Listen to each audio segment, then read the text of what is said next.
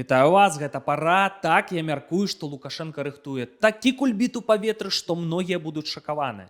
Той, хто думае, што будзе працягвацца гэтая стагнацыя ў канцлагеры, выбары 90% Лукашенко і все гадамі працягнецца як сёння, крайне малаімаверна пры тых выключных падзеях, якія нас чакаюць наперадзе.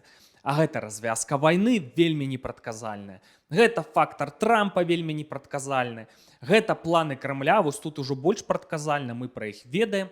І Лукашенко рыхтуецца. Дык што будзе ў Беларусі і што можа быць? Пра гэта ў нашым відэа. На партнёрскім канале Рацыя выйшла інтэрв'ю з эстонскім аналітыкам, гісторыкам, палітыкам Арне Віедла. Гэты матэрыял нам абвалілі, пасыпаліся скаргі. Таму, дарэчы, калі вы хочаце на справе падтрымаць беларусацэнтрычны контент, калі ласка, падпісвайцеся, каму бяспечна, хто новыя гледачы, каментуйце толькі так, каб не падставіцца. Іншых варыянтаў у нас падтрымаць на сённяшні момант няма. Ворагі паўсюль, вось такая сітуацыя. Дык вось, Арне Віедла, чалавек просты з выгляду, так, але які мае неймаверны досвед, адзін з заснавальнікаў партыі рэформаў эстонская, это іхная галоўная палітычная сіла.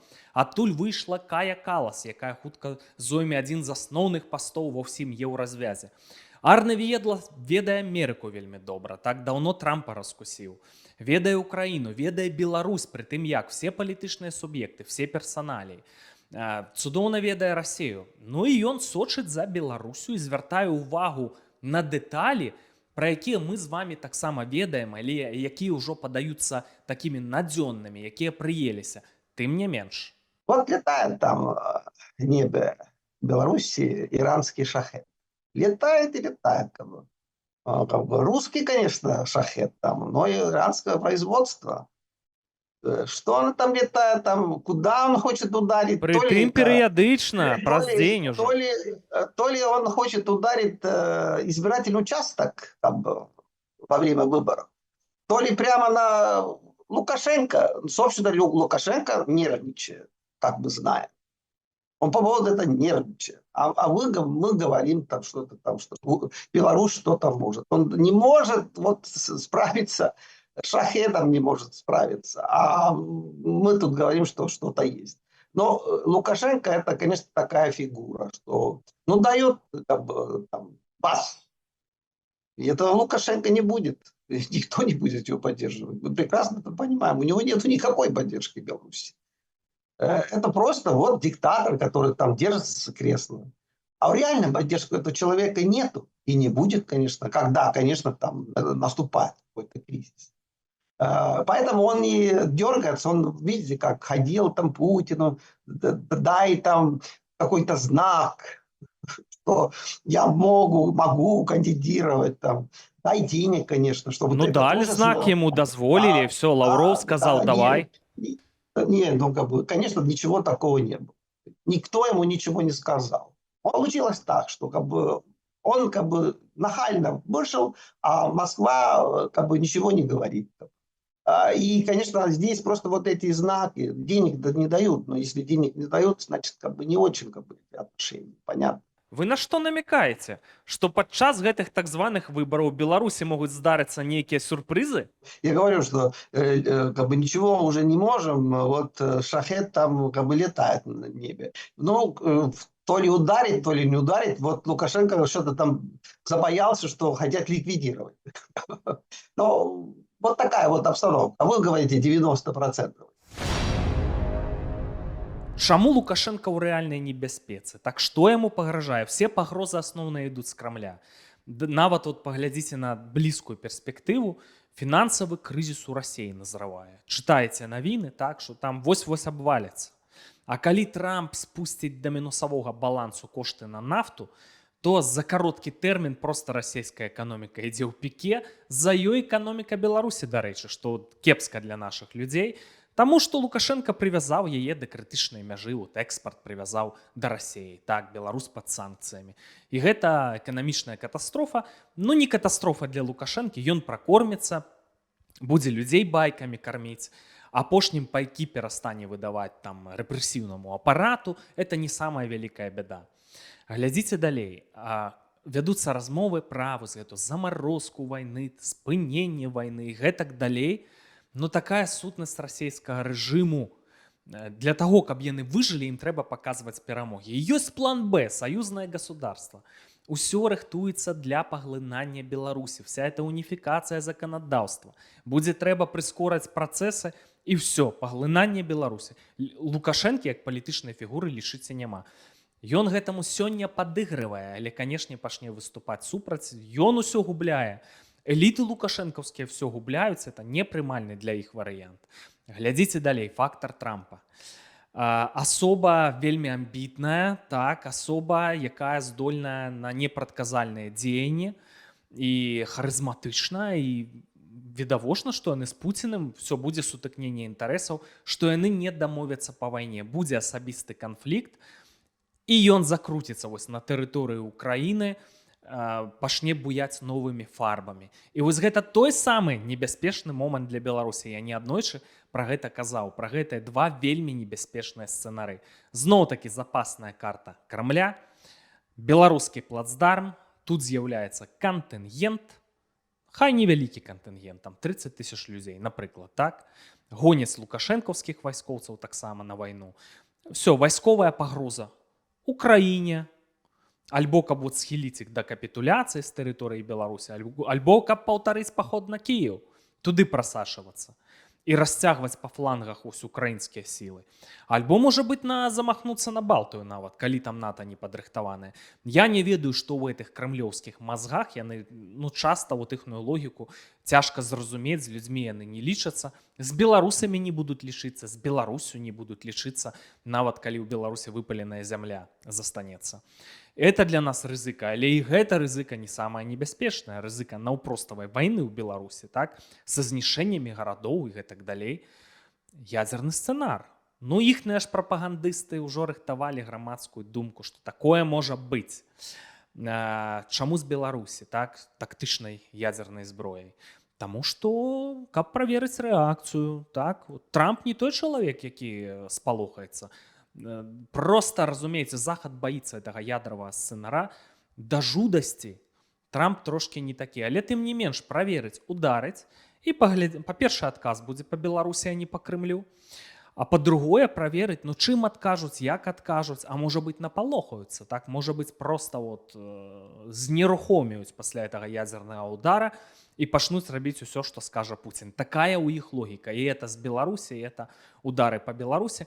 І любы з гэтых сцэнароў, вайсковы плюс ядзерны і гэтак далей, Лукашенка будзе супраць гэтага выступаць. І расейцы гэта ведаюць. І Лукашенка ведае, што ўжо гатовыя планы ліквідацыі яго на такі выпадак. І канструкты падрыхтаваныя ў Беларусі сярод тых людзей, якія ў Беларусі знаходзяцца, все гэтыя рускаміраўцы, як сябе павядуць Карпенкоў, Вальфовіч. Это вельмі цікава. Так, і што, дарэчы, з імі будзе адбывацца ў найбліжэйшыя месяцы. Таксама будзе цікава паглядзець. Лукашенка это ведае, яму трэба ратавацца. І вось ён прыдумаў сабе заступніка, спадзяецца на яго, гэта Дональд Трамп. Вы звярнулі ўвагу, безумоўна, што калі Трамп перамог на выбарах, адразу ж такія паведамленні, якія, дарэчы, Лукашенка надыктоўваў, ягоны стыль, што Трамп здзейсніў подзвіг. І па тэлебачанні ён пра гэта расказваў. Трамп это мощь, там, хваласпевы. Тут жа пасля выбараў Лукашенка, это яшчэ і супадзенне, ляціць на саміт ААН у Баку, дзе вялізная колькасць людзей з'ехалася, дзесяткі тысяч, больш за 15 тысяч самалётамі прыляцелі такія абаронцы клімату, так? І першай справай Лукашенка пачаў шчаміцца на сустрэчу да Ільхама Аліева. А для чаго? Тлумачыць Арне Веедла. Вопрос, конечно, что хочет там Соединенные Штаты Америки. Он большой друг Ильхама Алиева. Он строил Трамп-Тауэр в Баку, и у них хорошие отношения.